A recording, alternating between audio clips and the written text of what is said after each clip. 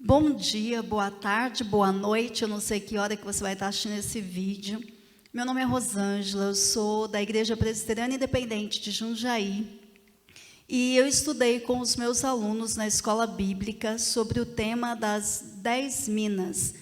É a 25ª parábola dita por Jesus. E nesse estudo, algo me chamou bastante atenção, que o foco principal dessa parábola, de acordo com o estudo que a gente fez, era um foco muito diferente do que eu já tinha ouvido outras vezes, outros estudos sobre essa parábola. Daí, então, me veio o desejo de estar compartilhando com vocês também o estudo que a gente fez no domingo pela manhã.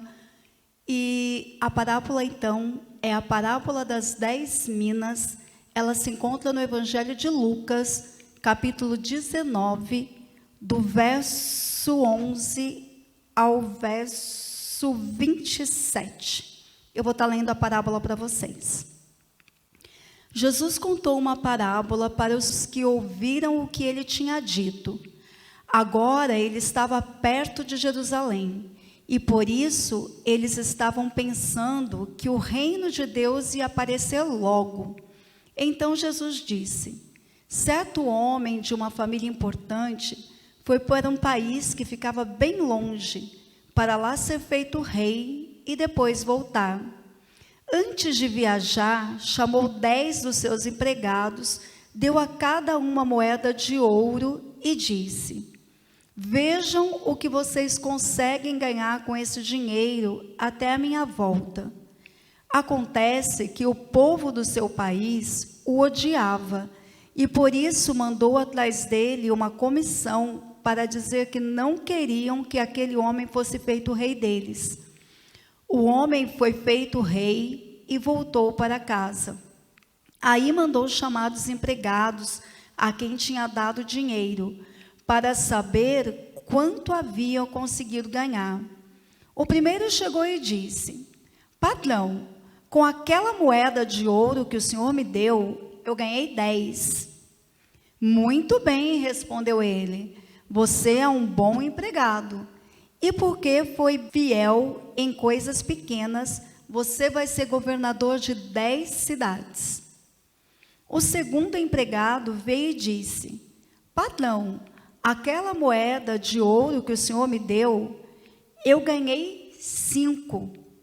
Você vai ser governador de 5 cidades, disse o patrão. O outro empregado chegou e disse: patrão, aqui está a sua moeda. Eu a embrulhei num lenço e a escondi. Tive medo do Senhor, porque eu sei que é um homem duro, que tira dos outros o que não é seu e colhe o que não plantou. Ele respondeu: você é um mau empregado. Vou usar as suas próprias palavras para julgá-lo. Você sabia que sou um homem duro, que tiro dos outros o que não é meu, que colho o que não plantei? Então, por que você não pôs o meu dinheiro no banco? Assim, quando eu voltasse, eu receberia o meu dinheiro com juros. E disse para os que estavam ali: tirem dele a moeda e deem ao que tem 10. Eles responderam: mas ele já tem 10 moedas, patrão.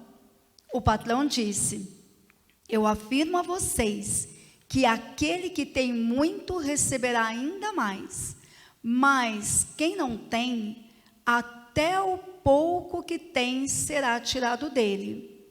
E agora, tragam aqui os meus inimigos que não queria que eu fosse rei e os matem na minha frente. Essa parábola, então, ela vai estar falando, de uma moeda de ouro, essa Bíblia que eu lia na linguagem de hoje.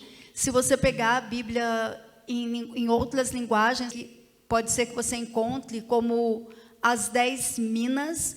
Minas, então, era um referencial de valor daquela época. Tinha o talento, inclusive essa parábola, ela é muito parecida com a parábola dos talentos que tem no Evangelho de Mateus. A dracma também, uma outra história que tem na Bíblia e que deixa lá muito claro que a dracma é uma moeda, e a mina também é uma moeda. Uma mina, ela equivalia na época 3 meses de salário de um trabalhador braçal. Um talento, 60 minas, e uma mina, 100 dracmas. Ou seja, para o judeu daquela época que estava ouvindo essa história, ele sabia muito bem o referencial de valor que estava sendo discutido ali naquela história, naquela situação, tá? Um outro contexto histórico que é importante a gente estar conversando antes da gente entrar aí numa aplicação teológica ou até mesmo os ensinamentos que essa parábola pode estar trazendo para a gente, é que essa parábola, ela é provavelmente a 25ª parábola que Jesus disse. Jesus, ele passa um período do seu ministério sem falar por parábolas. Chega uma hora que ele percebe então que as pessoas estão mais preocupadas em receber cura, em receber alimento, do que entender a verdadeira mensagem que ele vem trazer, a mensagem do reino de Deus. E ele começa então a falar parábolas sobre o reino de Deus. Nós estudamos também na escola bíblica várias parábolas sobre o reino de Deus, e eu gosto muito de uma explicação que o Abacuque, que é o seminarista aqui da igreja, dá, e ele faz essa explicação baseado no texto do Ariovaldo Ramos, que é um teólogo da atualidade, que fala que o reino de Deus, ele é igual ao avião da Mulher Maravilha. É algo que você só consegue ver quando você está dentro. Quem está de fora não consegue ver, não consegue entender como funciona esse reino de Deus, que durante 3 anos Jesus passou falando sobre isso para as pessoas que o seguiam, tanto para aquelas que o seguiam de longe, como para aquelas que o seguiam de perto.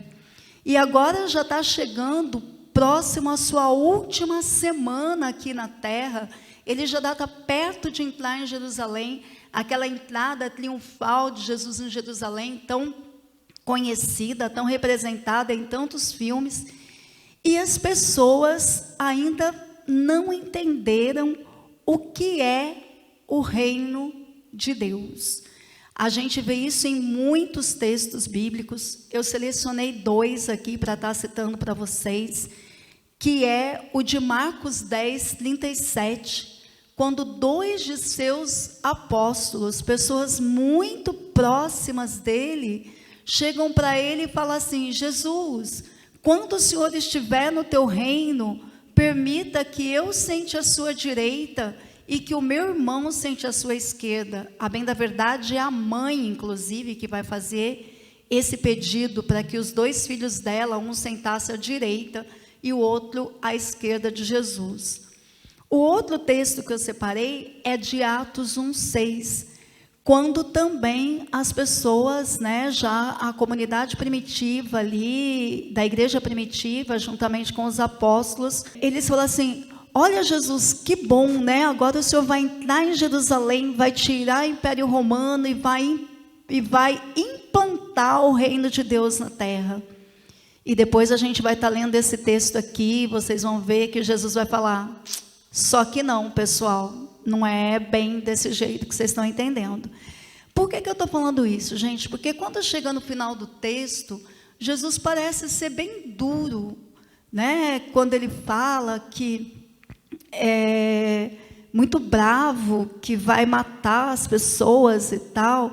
Então, essa parábola, ela está dentro de um contexto, dentro de uma conjuntura.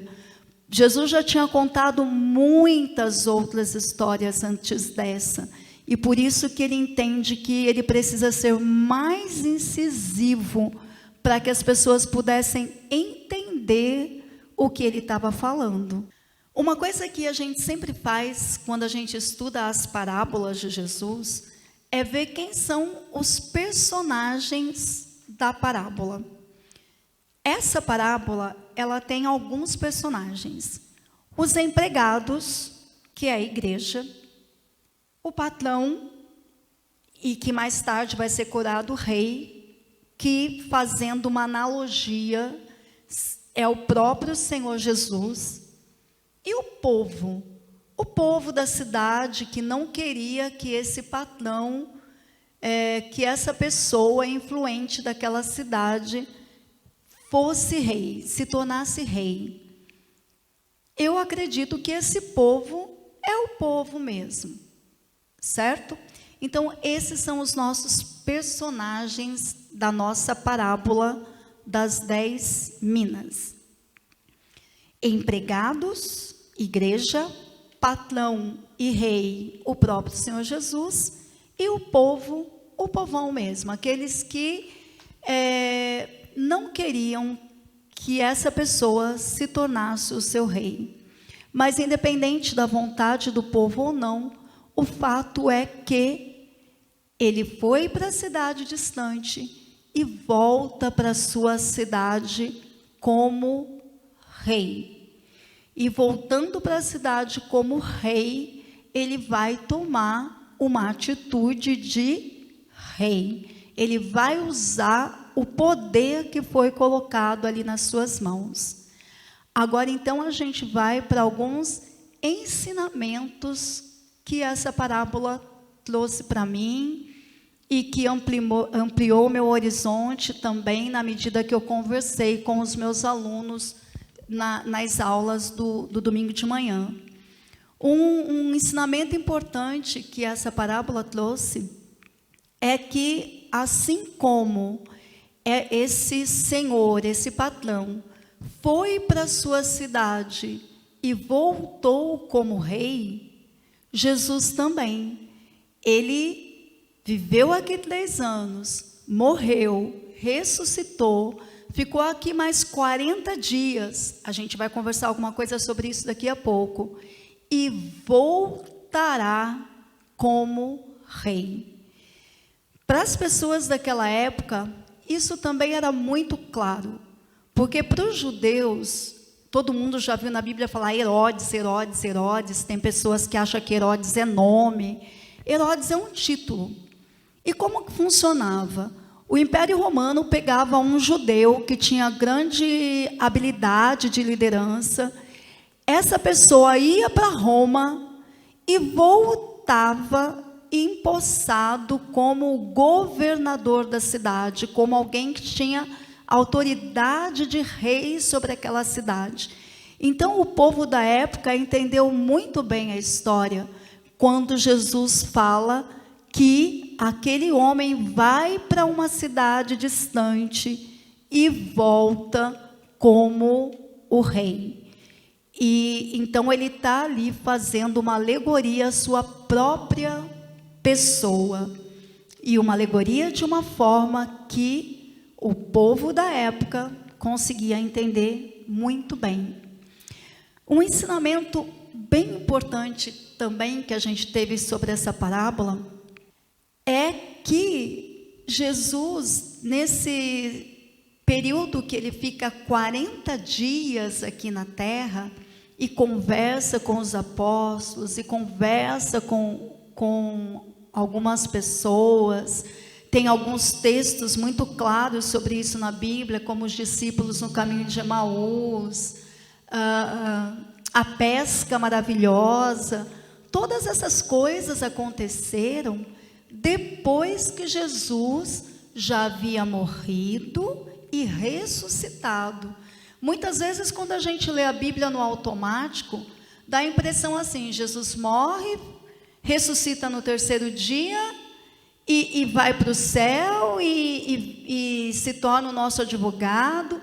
Não é bem assim, né? Ele fica ainda aqui 40 dias. Esse feriado de Corpus Christi, que foi comemorado agora no mês de junho, ele vai estar falando exatamente sobre isso. Depois desses 40 dias que Jesus fica na terra, ele é assunto aos céus.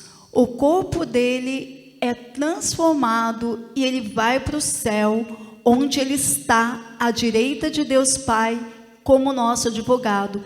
E de onde ele vai voltar igual o Senhor da parábola voltou para ser o rei. Eu peço que você abra a sua Bíblia no livro de Atos, capítulo 1. Esse texto eu vou querer ler com vocês. Atos e Lucas são 2 livros, né, mas que formam uma só obra. Então, se a gente lê Lucas 24, 46 a 53, vai estar muito parecido com esse texto de Atos que a gente vai estar lendo agora, que é Atos capítulo 1, de 1 a 11. Porque, a bem da verdade, né, como eu disse, são 2 livros escritos pelo evangelista Lucas, que também era um historiador, além de médico, e esses 2 livros formam uma só obra, por isso que o começo de Atos é muito parecido com o final do Evangelho de Lucas. Mas vamos então ler a palavra de Deus?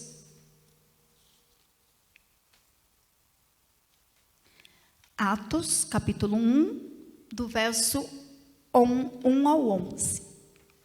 Prezado Teófilo, no primeiro livro que escrevi, contei tudo o que Jesus fez e ensinou, desde o começo do seu trabalho até o dia em que foi levado para o céu. Antes de ir para o céu, ele deu ordens pelo poder do Espírito Santo aos homens que ele havia escolhido como apóstolos. Depois da sua morte, Jesus apareceu a eles de muitas maneiras durante 40 dias, provando sem deixar dúvida nenhuma que estava vivo. Os apóstolos viram Jesus e ele conversava com eles a respeito do reino de Deus. Um dia, quando estava com os apóstolos, Jesus deu esta ordem: fiquem em Jerusalém e esperem até que o Pai lhes dê o que prometeu, conforme eu disse a vocês. Pois, de fato, João batizou com água, mas daqui a poucos dias vocês serão batizados com o Espírito Santo. Certa vez, os apóstolos estavam reunidos com Jesus. Então lhe perguntaram: é agora que o Senhor vai devolver o reino para o povo de Israel? Jesus respondeu: não cabe a vocês saber a ocasião ou o dia que o Pai marcou com a sua própria autoridade. Porém, quando o Espírito Santo descer sobre vocês, vocês receberão poder e serão minhas testemunhas em Jerusalém, em toda a Judeia e Samaria, até os confins da terra. Depois de ter dito isto, Jesus foi levado para o céu diante deles. Então, uma nuvem o cobriu, e eles não puderam vê-lo mais. Eles ainda estavam olhando firme para o céu enquanto Jesus subia, quando 2 homens vestidos de branco apareceram perto deles e disseram: homens da Galileia, por que vocês estão aí olhando para o céu? Esse Jesus que estava com vocês e que foi levado para o céu, voltará do mesmo modo que vocês o viram subir. Esse, para mim, é o ensinamento mais precioso dessa parábola. É um ensinamento que nos traz esperança. É o ensinamento que nos diz que Jesus, assim como aquele patrão, voltou para estar com os seus empregados, para acertar as contas com os seus empregados, Jesus também voltará. Quando? Nós não sabemos, mas o que a palavra de Deus nos diz é que ele voltará como rei, para acertar as contas com os seus. E nesse dia, então, vai ser um dia muito grandioso. E daí vem a pergunta, né? Como aguardar essa vinda de Jesus? Eu sou de uma geração que as pessoas pensavam muito no céu. Os cristãos de muitas igrejas, eu creio que de todas até, viviam a vida aqui na terra se projetando para o céu. Por isso, né, algumas pessoas entendem, e daí vem aquela frase famosa e super mal interpretada de Karl Marx, que diz que a religião é o ópio do povo, porque o povo ficava pensando no céu, no céu, no céu, e se deixava ser explorado aqui na terra. Hoje, com os meus 55 anos, eu estou vivendo uma geração de cristãos. Eu estou falando com cristãos, gente. Eu peço desculpa àqueles que pensam diferente, mas o meu recado, né, a minha interpretação, eu parto do princípio que eu estou falando com pessoas cristãs, que acreditam na Bíblia, que acreditam na pessoa de Jesus. E o que eu vejo a começar em mim, na minha vida, é que nós cristãos estamos muito fincados aqui na terra. Tudo que a gente tem feito tem sido pensando aqui na terra. São os dois extremos. Eu vivi uma geração que pensava muito no céu. E isso me motivou e me fez ser o que eu sou enquanto pessoa. Uma pessoa que acredita que tem que lutar pelos seus direitos enquanto trabalhadora aqui na terra.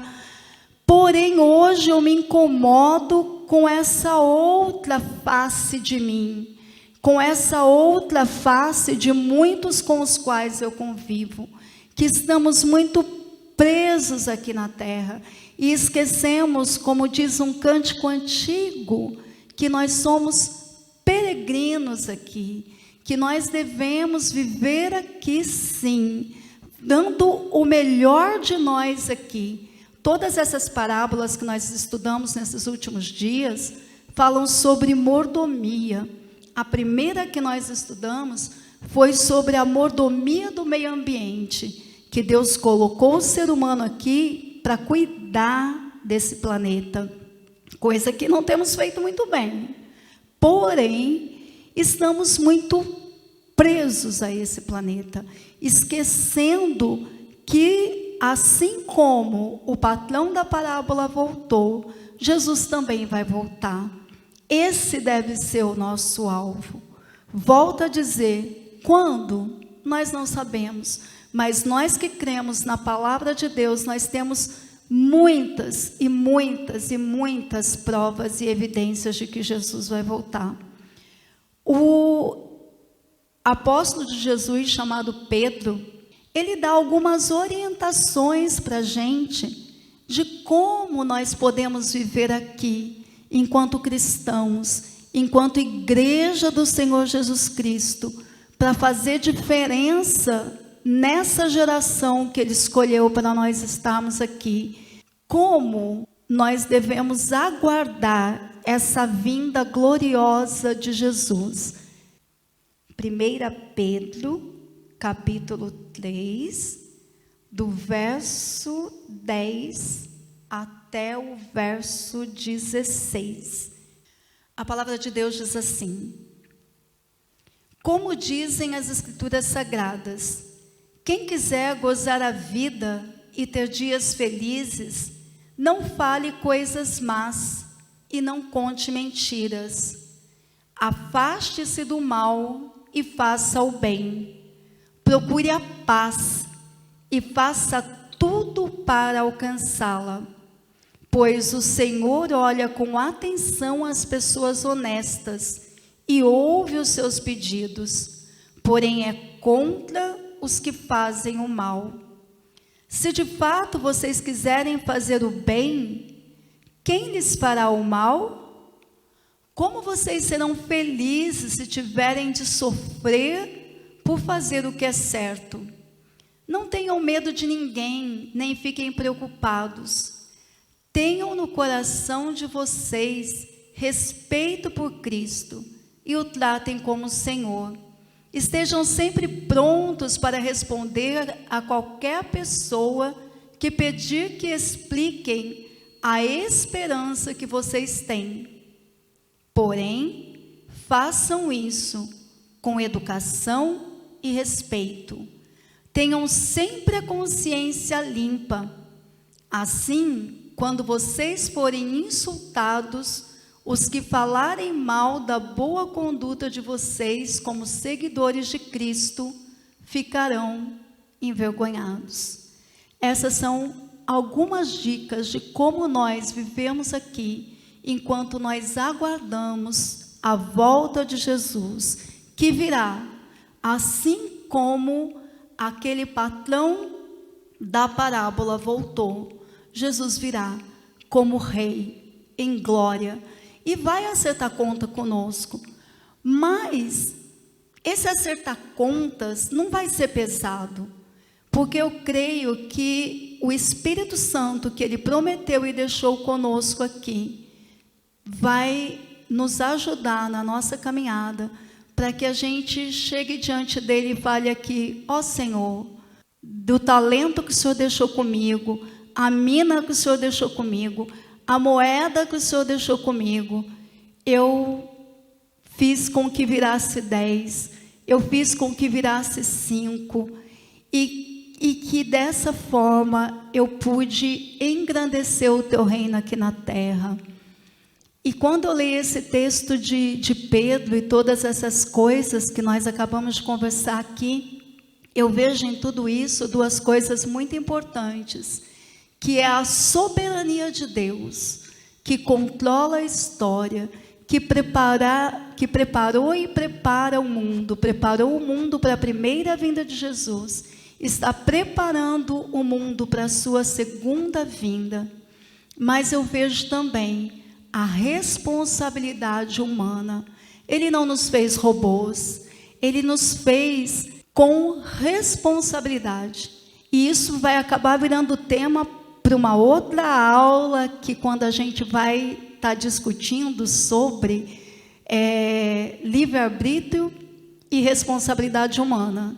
Então, só para a gente fechar, parábola das 10 minas, dita próximo já do final do ministério de Jesus na terra, onde ele deixa muito claro que ele ia, como de fato foi, o seu corpo foi assunto aos céus, que é o que se comemora no feriado de Corpus Christi, a ascensão de Jesus aos céus, mas que ele também vai voltar.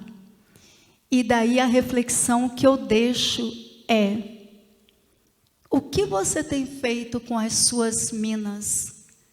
Como você tem administrado essas minas que Deus colocou na sua mão? A mina mais preciosa que Ele nos deixou foi a nossa própria vida. E o que Ele mais quer de nós é que nós nos relacionemos com Ele, até que Ele venha. A gente pode estar conversando com Ele, a gente pode estar sentindo a presença dEle, nos orientando como administrar essas minas, esses bens tão preciosos que Ele colocou nas nossas mãos. Os anjos queriam, mas Ele quis dividir conosco esse privilégio de estarmos aqui na terra, de falarmos do seu amor, de cuidarmos do meio ambiente, até que Ele volte.